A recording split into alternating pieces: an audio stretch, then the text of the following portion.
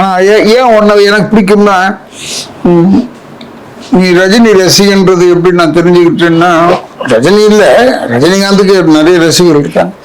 பட்டு நீ ரொம்ப ஸ்பெசிஃபிக்காக, அண்ணா நீங்கள் அவரோட சேர்ந்து நான் ஒர்க் பண்ணிட்டு இருக்கேன். ஷிமோகாவில் நான் ஒர்க் பண்ணிட்டு இருக்கேன். அப்போ வந்துட்டு போகிறேன் ஷிமோகாவுக்கு. என்ன நீ செய்யலாம்?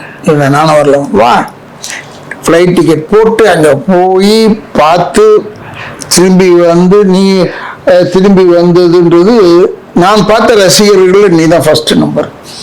எனக்கு ரொம்ப பிடிக்கும். ஏன்னா சில பேர் சும்மா சொல்லுவாங்க, ஆனால் வேறு விதமாக பேசுவாங்க. இப்போ நான் வந்து சிவாஜி சாருடைய ரசிகன், எம்ஜிஆருடைய ரசிகன் தான்.